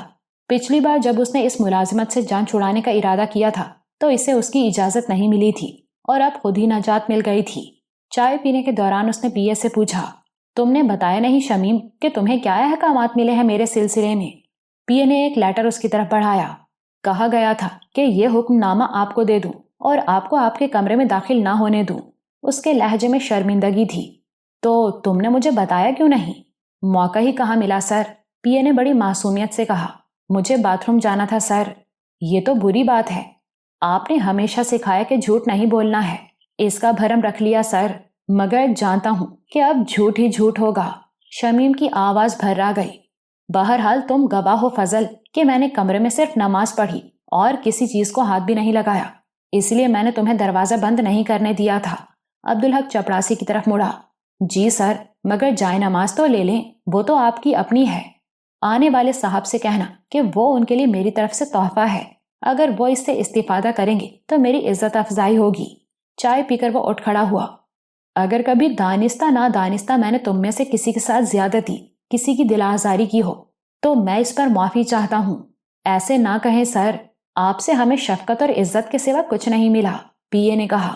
آپ کے تو ہم پر بڑے احسان ہیں سر، چپڑاسی بولا۔ ہم آپ کو ہمیشہ یاد رکھیں گے سر، اسٹینو نے پہلی بار زبان کھولی۔ ہم آپ کو کبھی بھول نہیں سکتے۔ عبدالحق ان سے ہاتھ ملا کر باہر نکلا تو حیران رہ گیا۔ باہر لوگ جمع تھے، سب اس سے ہاتھ ملانا چاہتے تھے۔ وہ ہاتھ ملاتا، ان کے درمیان جگہ بناتا زینے کی طرف بڑھا۔ لفٹ مین نے اس کے لیے لفٹ کا دروازہ کھول دیا۔ اب اس پر میرا حق نہیں، عبدالحق نے کہا۔ گیٹ تک پہنچتے پہنچتے اس کے پیچھے شاید پورا دفتر جمع ہو گیا تھا۔ گیٹ پر اس نے چوکیدار سے ہاتھ ملایا۔ اپنا خیال رکھنا شیر خان، میں ہمیشہ آپ کا خادم ہوں صاحب، شیر خان نے کہا۔ باہر اس کی گاڑی کھڑی تھی، لیکن اسے گاڑی میں بیٹھنے میں بھی 15 منٹ لگے۔ کوئی بھی اس سے ہاتھ ملانے سے محروم نہیں رہنا چاہتا تھا۔ کچھ لوگ تو اس کے ہاتھ چوم رہے تھے۔ اسے پتہ بھی نہ چلا کہ ایک اخباری فوٹوگرافر بڑی تندہی سے تصویریں کھینچنے میں مصروف ہے۔ اس کے ساتھ کھڑا رپورٹر وہاں موجود کچھ لوگوں سے باتیں کر رہا تھا۔ بالآخر وہ گاڑی میں بیٹھ گیا۔ نوریز نے دروازہ بند کیا اور گھوم کر ڈرائیونگ سیٹ پر آ بیٹھا۔ گھر چلنا ہے نوریز، عبدالحق نے آہستہ سے کہا۔ ارجمند لان میں ٹہل رہی تھی کہ گاڑی گیٹ سے اندر داخل ہوئی۔ وہ بے تابی سے گاڑی کی طرف لپکی۔ عبدالحق اپنی عادت کے مطابق دروازہ کھول کر خود ہی باہر آ گیا۔ یہ کیا ہو گیا آغا جی؟ ارجمند نے کہا۔ عبدالحق نے حیرت سے اسے دیکھا۔ اس کے چہرے پر پریشانی تھی۔ ارے تمہیں کیا ہوا ارجی؟ بات ہی ایسی ہے آغا جی، یہ سب کیا ہوا، کیوں ہوا؟ کمال ہے، میں خوش ہوں اور تم پریشان ہو، عبدالحق نے مسکراتے ہوئے کہا۔ اب حیران ہونے کی باری ارجمند کی تھی۔ وہ تو سمجھ رہی تھی کہ عبدالحق اداس ہوگا، لیکن اس کا چہرہ تو خوشی سے دمک رہا تھا۔ آپ کو اس طرح رسوا کر کے نکال دیا گیا؟ عبدالحق نے دروازہ کھولا اور گھر میں داخل ہوا۔ آؤ نا، کیا باہر ہی کھڑی رہو گی؟ اس نے ارجمند سے کہا۔ ارجمند اس کے ساتھ ساتھ چلنے لگی۔ آپ کچھ بولتے کیوں نہیں؟ وہ حمیدہ کے کمرے کی طرف بڑھ رہا تھا۔ سب سے پہلے اماں کے پاس جانا ہے نا؟ اس نے حمیدہ کے کمرے کے دروازے پر دستک دی۔ میں بھی آ سکتی ہوں؟ ارجمند نے پوچھا۔ کمال ہے، تمہیں اجازت کی ضرورت ہے؟ عبدالحق نے حیرت سے کہا۔ تم تو ہر چیز میں شریک ہو، ہر بات کا حق ہے تمہیں۔ وہ دونوں کمرے میں چلے گئے۔ حمیدہ آرام کر رہی تھی، اٹھ کر بیٹھ گئی۔ ارے پتر، تو اتنی جلدی آ گیا؟ ہاں اماں، آج مجھے آزادی مل گئی، عبدالحق نے اس کے پیروں کے پاس بیٹھتے ہوئے کہا۔ ارجمند قریب ہی موجود کرسی پر ٹک گئی۔ کیا مطلب پتر؟ مجھے نوکری سے نکال دیا گیا اماں، عبدالحق نے بہت خوش ہو کر کہا۔ حمیدہ حیرت اور صدمے سے اسے دیکھ رہی تھی۔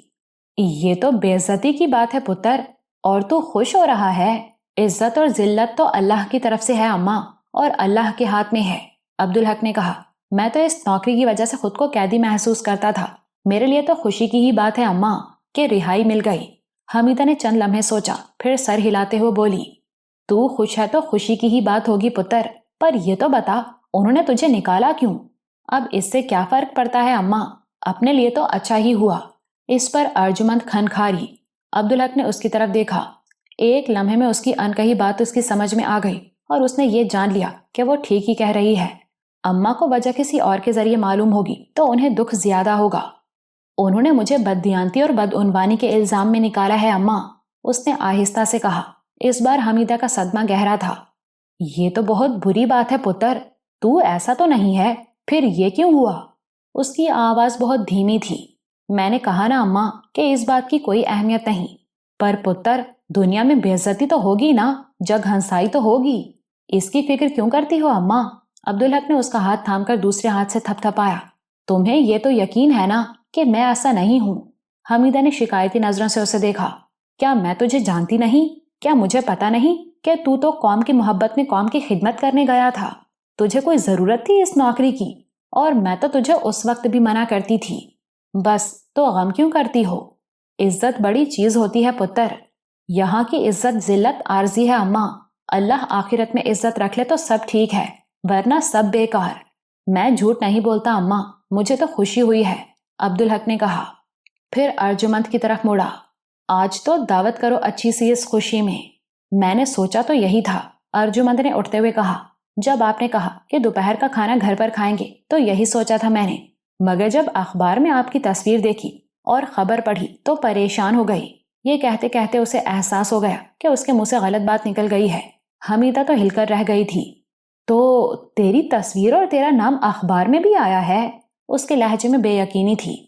کچھ فرق نہیں پڑتا اماں، اپنا ضمیر مطمئن ہونا چاہیے۔ یہ کیسی بات کرتا ہے تو؟ حمیدہ اب غصے سے بے حال تھی۔ ایک ایماندار آدمی کو دنیا بھر میں اس طرح بدنام کرنا! دیکھنا تو، جن لوگوں نے یہ کیا ہے انشاءاللہ انہیں عزت کی موت بھی نصیب نہیں ہوگی۔ اللہ دنیا میں بھی حساب لیتا ہے۔ اور وہ بددعائیں کرنے لگی۔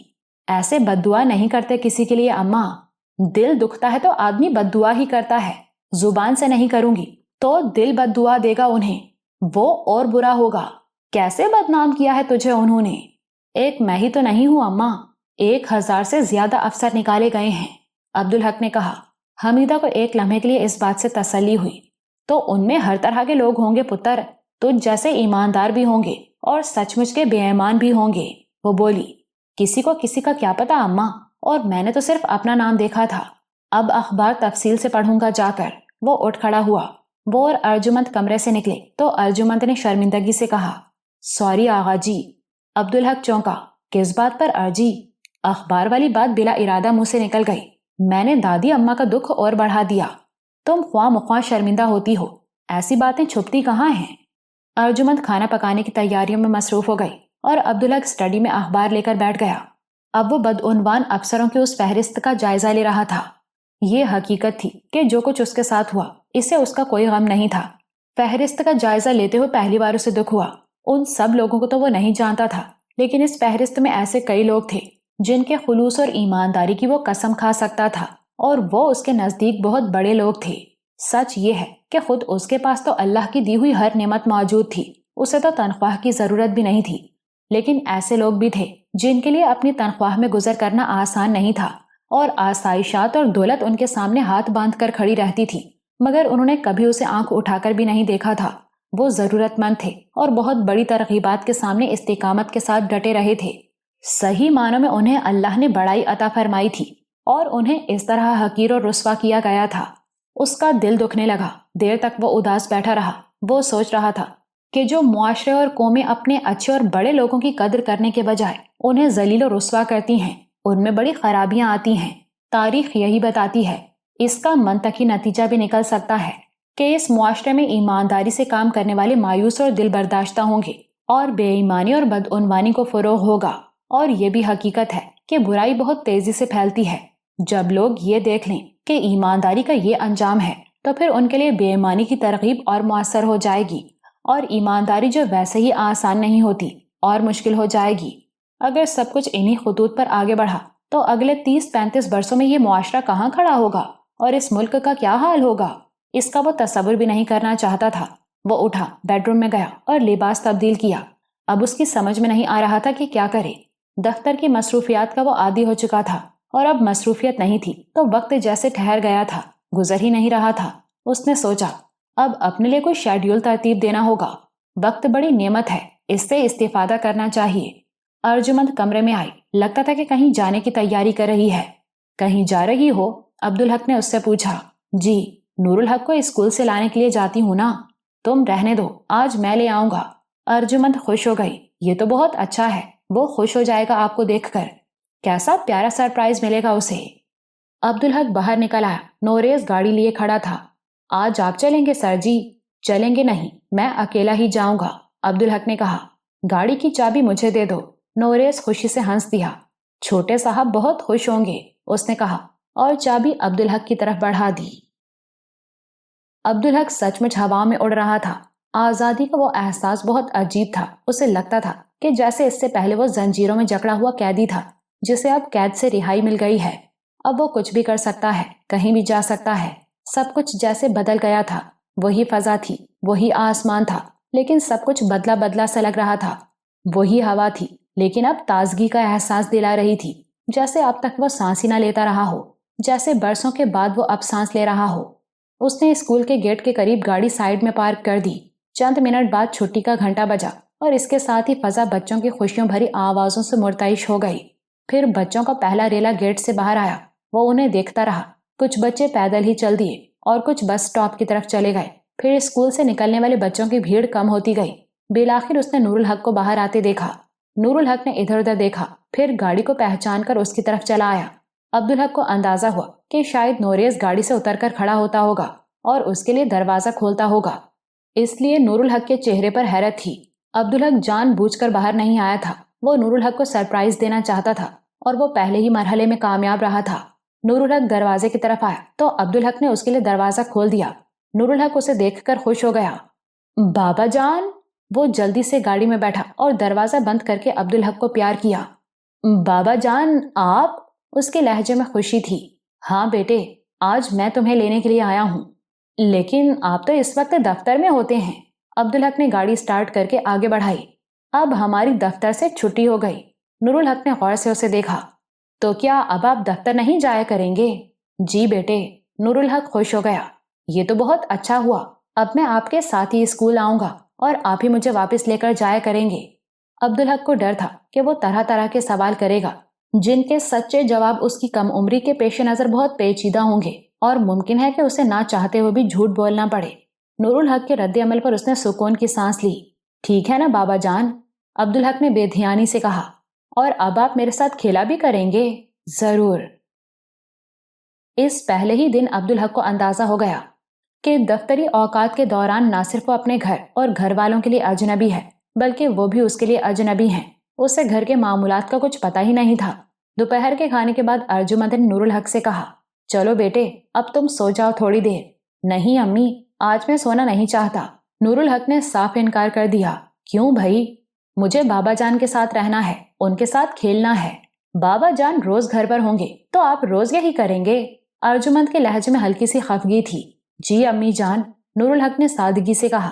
یہ ممکن نہیں بیٹے، آپ کو اپنے روز کے کام معمول کے مطابق کرنے ہیں۔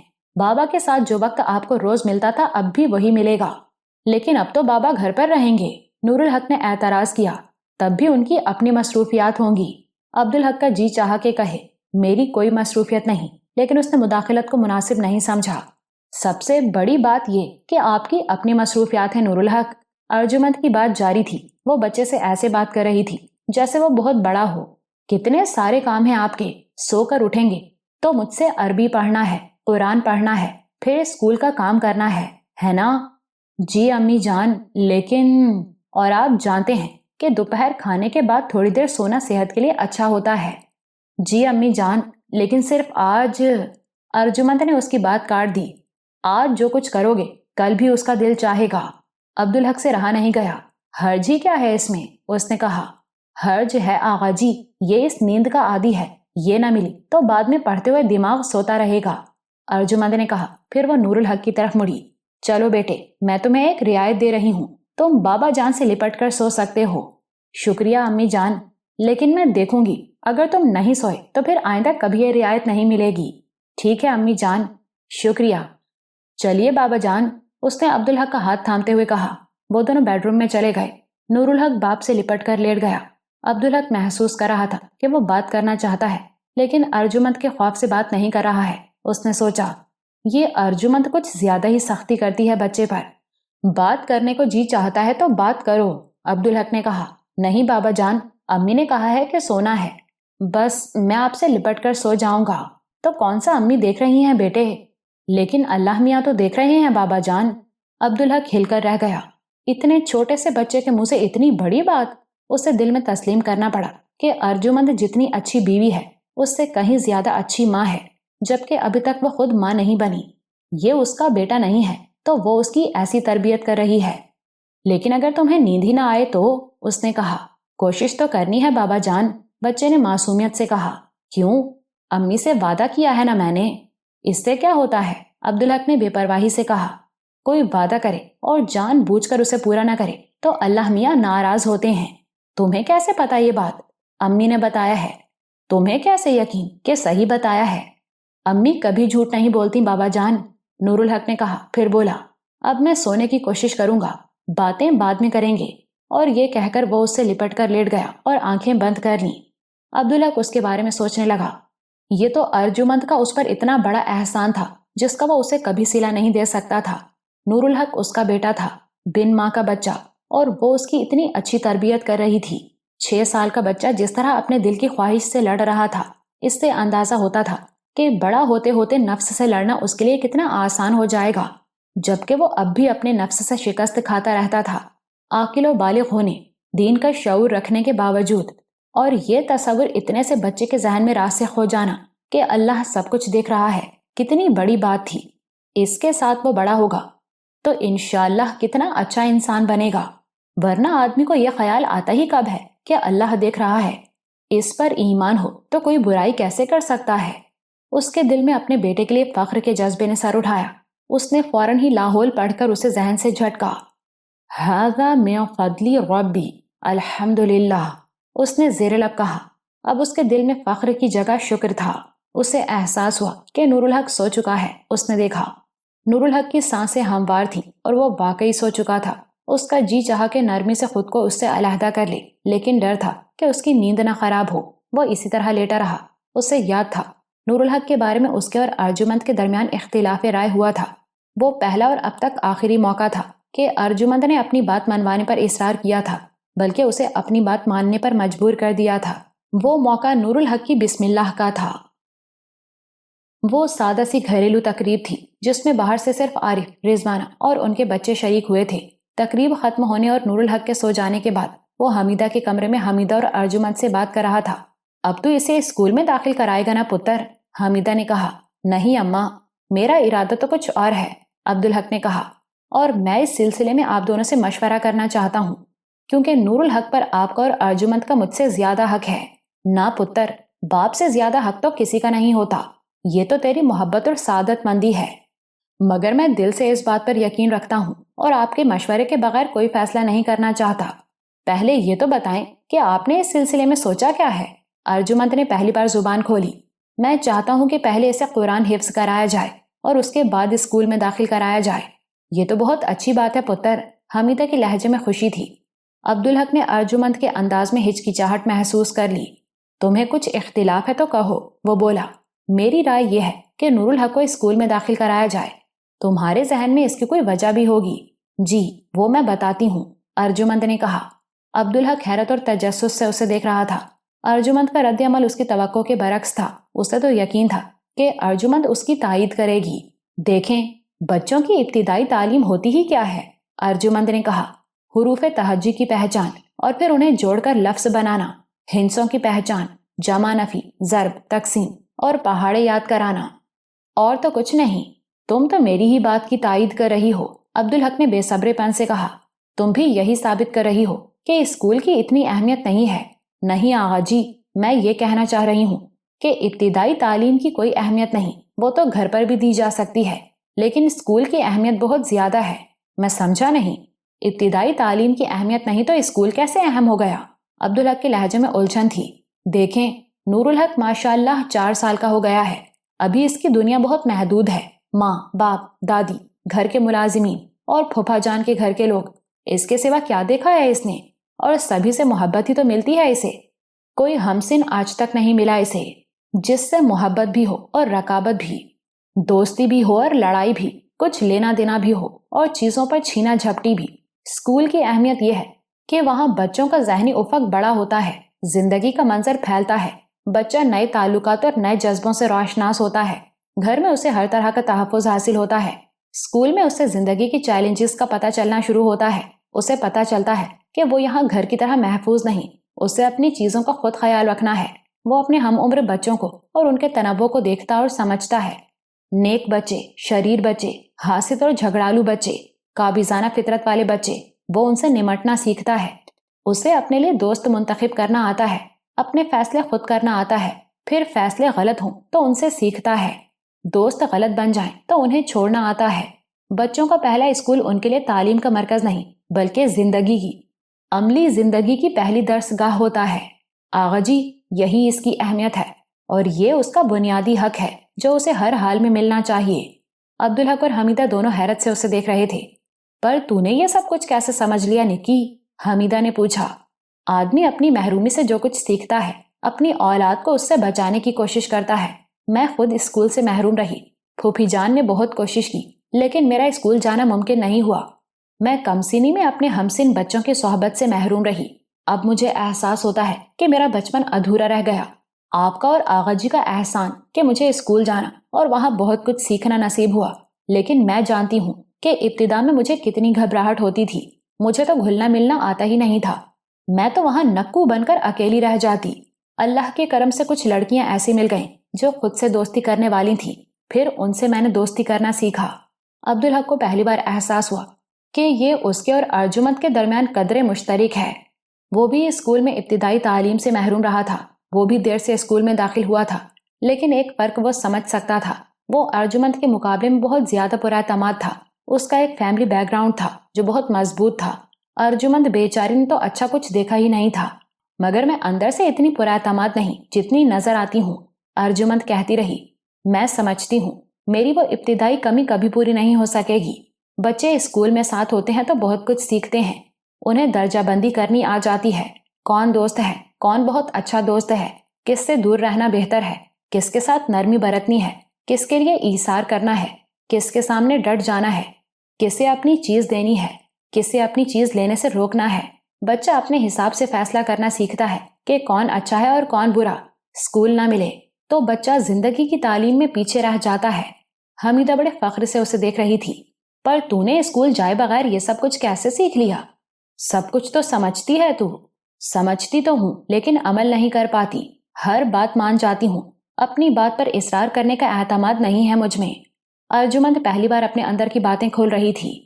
اب اصرار کر تو رہی ہو؟ عبدالحق نے ہنستے ہوئے کہا۔ اصرار کیسا؟ قائل کرنے کی کوشش کر رہی ہوں، اور قائل کر بھی لیا۔ نور الحق کو پہلے اسکول میں داخل کرائیں گے ہم، عبدالحق نے کہا، اور ساتھ ہی ہم اسے قرآن بھی حفظ کرائیں گے۔ مجھے اس سے بھی اختلاف ہے آغا جی، ارجمند نے کہا۔ حمیدہ کا منہ کھلے کا کھلا رہ گیا۔ عبدالحق کو شوق لگا۔ اس کی بھی کوئی وجہ ہوگی، اس نے خشک لہجے میں کہا۔ جی آغا جی، وجہ تو ہے، یہ الگ بات کہ آپ اس سے اتفاق نہ کریں۔ تو نور الحق کو قرآن حفظ کرنے سے روکنے کی بات کر رہی ہے نیکی؟ حمیدہ کے لہجے میں تنبیہ تھی۔ وجہ تو سن لو اماں، حافظہ بہت بڑا درجہ ہے آغا جی، لیکن اس کی بہت بڑی ذمہ داری بھی ہے، ارجمند نے کہا۔ وہ بہت محتاط تھی، جانتی تھی کہ جو کچھ وہ کہنے والی ہے اسے سننے والے اس معاملے میں غیر جانبدار نہیں ہیں۔ ان کی ایک حتمی رائے ہے جس سے وہ اختلاف کر رہی ہے، اور ذمہ داری اس وقت ڈالنی چاہیے جب وہ اس کا اہل ہو جائے جس پر ذمہ داری ڈالی جا رہی ہے۔ یہ کیا بات ہوئی؟ عبدالحق نے معاندانہ لہجے میں کہا۔ میں آپ سے کہوں کہ نور الحق کی شادی کر دیجئے تو آپ کیا کہیں گے، کیا کریں گے؟ ارجمند نے کہا۔ ہنسنے کے سوا کیا کر سکتا ہوں؟ عبدالحق کے لہجے میں سنگینی تھی۔ اتنے سنجیدہ مسئلے پر ارجمند کا غیر سنجیدہ رویہ اسے اشتعال دلا رہا تھا۔ کیوں؟ اس کیوں کا جواب بھی دینا ہوگا۔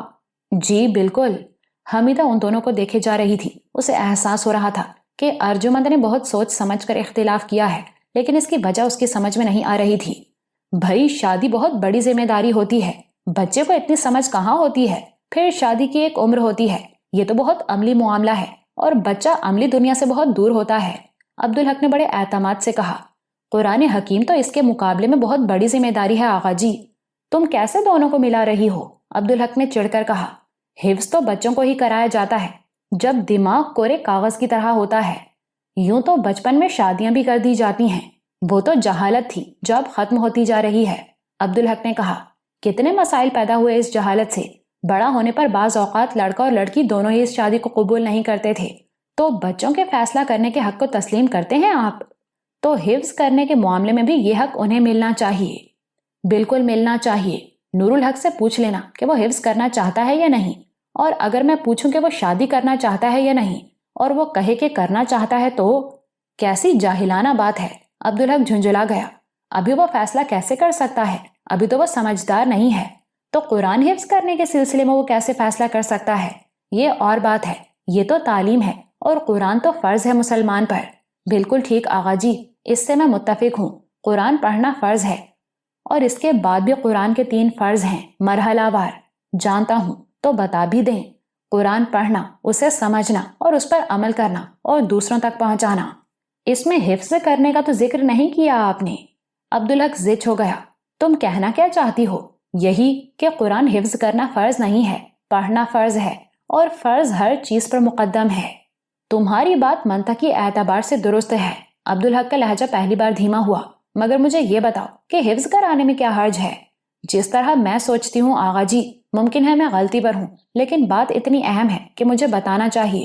فیصلہ تو آپ کو اور دادی جان کو کرنا ہے، ارجمند نے کہا۔ پھر چند لمحے سوچنے کے بعد بات شروع کی۔ حفظ کرنا بڑی بات نہیں کہ وہ تو اللہ کی رحمت اور فضل سے ہو جاتا ہے، ورنہ اتنی ضخامت کی کوئی کتاب اپنی مادری زبان میں بھی کوئی لفظ بہ لفظ یاد کر کے تو دکھائے۔ لیکن بات کی ذمہ داری یاد کرنے والے پر ہوتی ہے، ہر روز باقاعدگی سے تازہ کرنا کہ کہیں بھول نہ جائے، بڑی ذمہ داری کا کام ہے۔ ہم نور الحق کو قرآن حفظ کرائیں گے تو اس سے پہلے یہ ہماری ذمہ داری ہوگی، کیونکہ وہ تو بچہ ہے اور یہ فیصلہ اس کا نہیں۔ اب مستقبل کا تو کسی کو پتہ نہیں، کون جانے وہ بڑا اور ذمہ دار آدمی بنے تو کیا حالات ہوں۔ خدا نہ خواستہ اس کی معاشی جد و جہد سخت ہو اور زندگی کے مسائل بہت زیادہ ہوں، جن کی وجہ سے اسے دہرانے تازہ کرنے کی فرصت نہ ملے اسے، اور وہ قرآن بھولنے لگے تو ذمہ داری میری اور آپ کی بھی ہوگی، بلکہ ہماری ہی ہوگی، کیونکہ اسے تو ابھی کچھ معلوم ہی نہیں ہے۔ اس کی طرف سے فیصلہ ہم ہی کر رہے ہیں۔ دوسرے طوطے کی طرح یاد کرنے کا کیا فائدہ کہ آدمی دن میں 100 بار الحمدللہ رب العالمین پڑھے اور دوسروں کو سنائے، لیکن اسے خود معلوم ہی نہ ہو کہ اس کا مطلب کیا ہے۔ اس سے بڑی بات یہ کہ عمر بھر جو کچھ پڑھتا رہے، عمل اس کے برعکس کرے۔ میرے نزدیک تو یہ بہت خوفناک بات ہے۔ قرآن ایک حکم ہے، ایک تنبیہ، پڑھنے کے بعد بھی آدمی وہی کچھ کرتا رہے تو اس کا کیا بنے گا؟ میری بات شاید آپ کو ناگوار لگے، لیکن میں کہوں گی ضرور۔ بہت خوبصورت آواز میں خوش الہانی کے ساتھ قرات کی جائے تو آدمی تو کیا، کائنات جھوم اٹھتی ہے۔ اس لیے ہم اپنے بچوں کو حافظ اور قاری بناتے ہیں، لیکن یہ نہیں سوچتے کہ اللہ نے قرآن جھومنے کے لیے نازل نہیں فرمایا۔ اللہ نے تو بتایا کہ اگر اس ذات پاک نے یہ قرآن پہاڑ پر نازل فرمایا ہوتا تو وہ اس کی ہیبت سے پاش پاش ہو جاتا۔ قرآن میں ہی بتایا کہ نصرانیوں میں علم رکھنے والے جب اس کلام کو سنتے ہیں تو ان کی آنکھوں سے آنسو جاری ہو جاتے ہیں اور وہ سجدے میں گر جاتے ہیں۔ قرآن کی چند صورتوں نے رسول کریم صلی اللہ علیہ وآلہ وسلم کو وقت سے پہلے بوڑھا کر دیا۔ وہ صاحب قرآن کی آگہی تھی، اور انہی صورتوں کی قرات سن کر ہم سر دھنتے ہیں۔ کیا یہ ہماری جہالت نہیں؟ قرآن انسانوں کو ان کے کفر، شرک اور برے اعمال کے نتیجے میں اللہ کی طرف سے ملنے والے عذاب سے ڈرانے اور ایمان لانے اور اچھے اعمال کرنے والوں کو جنت کی خوشخبری سنانے کے لیے نازل کیا گیا، سننے، سر دھننے اور جھومنے کے لیے نہیں۔ قرآن انسان کو اللہ کا اچھا بندہ بننا سکھانے کے لیے نازل کیا گیا۔ اس کا احترام یہ ہے کہ اس کے چاروں حقوق ادا کیے جائیں اور اس پر عمل کر کے زندگی کو سنوارا جائے۔ عبدالحق دم بخود بیٹھا تھا۔ ارجمند کے خاموش ہونے کے بعد بھی دیر تک اس سے بولا نہیں گیا۔ پھر وہ بولا تو اس کی آواز لرز رہی تھی۔ کیا ہم یہ چاروں حقوق ادا کر سکتے ہیں قرآن کے؟ اس نے سوال اٹھایا۔ ارجمند چند لمحے سوچتی رہی، پھر بولی، اصل میں سب کچھ اللہ کی طرف سے ہے آغا جی، آپ مجھ سے زیادہ جانتے ہیں۔ اللہ توفیق عطا فرماتا ہے تو ہم پڑھتے ہیں، وہ سمجھ عطا فرماتا ہے تو ہم سمجھتے ہیں، اور نفس کا غلام ہونے کے ناطے عمل ہمارے لیے ممکن نہیں ہوتا۔ اللہ رحمت فرماتا ہے تو جتنا وہ چاہے عمل عطا فرما دیتا ہے، اور دوسروں تک پہنچانا یعنی تبلیغ عالموں کے ذمہ ہے جنہوں نے عمر قرآن کے علم کے حصول میں گزاری ہو۔ تو چوتھا حق ہم ادا نہیں کر سکتے؟ میرے خیال میں ہم عام لوگ عوام الناس تک پہنچانے کے اہل نہیں، لیکن اللہ نے محروم تو کسی کو بھی نہیں رہنے دیا۔ قرآن کا حق ہے کہ اللہ کی رحمت سے جو کچھ آپ نے قرآن سے سمجھا اور سیکھا وہ اپنے بیوی بچوں تک پہنچا دیں، کیونکہ قیامت کے دن آپ سے اس کے بارے میں پوچھا جائے گا۔ عبدالحق چند لمحے خاموش رہا، پھر بولا، تمہاری بات میری سمجھ میں آ گئی ارجمند۔ اب یہ بتاؤ کہ تمہارے ذہن میں کیا ہے؟ نور الحق کے لیے تم کیا چاہتی ہو؟ میں نے کہا نا کہ فیصلہ کرنا آپ کا اور دادی اماں کا کام ہے، میں تو بس اپنی رائے دے سکتی ہوں۔ میں وہی پوچھ رہا ہوں کہ تمہارے ذہن میں کیا ہے؟ قرآن سے آغاز کیا جائے، پھر اس میں عربی کو شامل کر لیا جائے۔ ارجمند نے کہا، یہ کام آپ بھی کر سکتے ہیں اور میں بھی۔ ادھر اسکول اپنی جگہ، بچے پر بوجھ بھی نہیں ہوگا۔ قرآن مکمل ہوتے ہوتے عربی کا شعور بھی آ جائے گا اسے۔ اللہ کی رحمت سے قرآن فہمی بھی شروع ہو جائے گی۔ حمیدہ نے، جو اب تک خاموشی سے سب کچھ سن رہی تھی، محبت سے ارجمند کو لپٹا لیا اور اسے پیار کرنے لگی۔ تو بہت اچھی اور عقل والی ہے نکی، اس نے کہا۔ یہ اللہ کا فضل ہے دادی اماں، وہی تو راہ دکھانے والا ہے۔ نور الحق کسمسایا تو عبدالحق ماضی سے حال میں لوٹ آیا۔ اس نے بڑی نرمی سے نور الحق کو خود سے علیحدہ کیا۔